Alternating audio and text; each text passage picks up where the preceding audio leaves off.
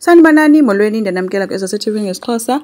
Ukwenzo ke guys utheke kuNomalanga it's too soon baba nganomnye umntana. Nomalanga bese excited ke necinga into ba uyavuma ukwenza uba bangamenza umntana ukwenza uthi hayi kuse-early kakhulu. Kaloku ukwenza yena usene-pain yokulahlekelwa ngumntana. Nomalanga akho pain ngoze yena ayikho yonke mos lento. So ushiyeke zenza ke into ephoxekileyo ke ngoba kaloku ukwenza uthi hayi akanakwazi not ngoku.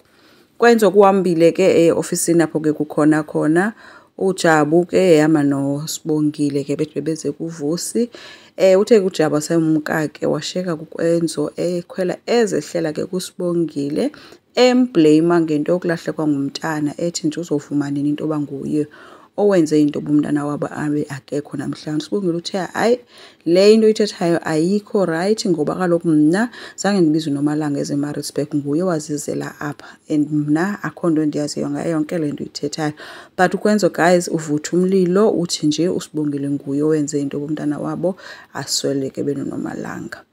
UVusi yena kowabo ufikelwe kwezindwendwe zakulo Nomfundo after yena nomkakhe abehambe bawuhorhisa uNomfundo edibene noThemba emgaqweni bemxeleni makohlukana nefamily yakwaDlamini. So brother kaNomfundo izili ke yama nezinye izigelekeqe ke kuphethwe intonga ezinkulu kuzobethwa uVusi efunwa apha. But ke bathe eselapho kuVusi attenda bona nomkhize wabe sefika kunjengaye buza bakwenzeka ntoni pha wabe sesithi ke ubrother kaNomfundo hayi kwaba bantu mabahambe ngoba yena uyayihlonipha enye indoda ukhulela emakhaya yena uyayazi ba uyahlonipha wathi kodwa uVusi uyawusindela nje uyise wathi ke mfana wami zingadibani cacile into abaphe babonene khona usazophinda umngombe. So baye bamyeka ke unjengaye sithi akho umuntu uzokwenza kanje ekhona yena enguyise womntana mbohlukana nonyana wakhe wathi wambamba emagxeni wajika naye ukuphindela back endlini. So uVusi kangabelieve enqandelwa nguyise ngolhlobo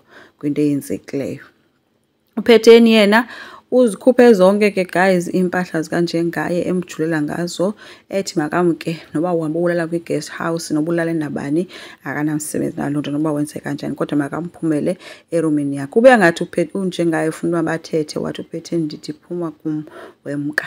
Ukanti ke unjengaye yena ebebuya ngelithi ke uzothetha naye because after njengoba efika njena ubesandothetha nobrother wakhe omphinde wamcebisa ngelithi thatha isithembu ethi ke unjengaye if angayenza lonto ingamdestroy uPhetheni ngoba kwalento yakhileyo uyakhe noPhetheni kodwa yonke lento ifanele uba uyayenza yena ayenze eyenzela uThemba. Asazi ke noba uzawuqhubeka noba uzoyenza noba akaziba sayenza nalonto leyo.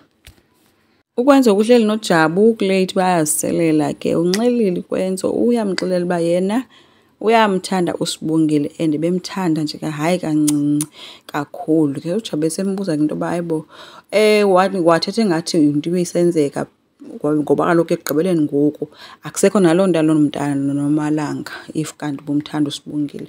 Uthi ke Ukwenzo hayi uNomalanga ngoku ingxaki inkosikazi yam and there's no turning back now thina naye sitshatile. So uyabona nje ba ufuneka ebambelele kuNomalanga kodwa inhliziyo yakhe ikuSibongile but ke akhona abasayenza njengangoku.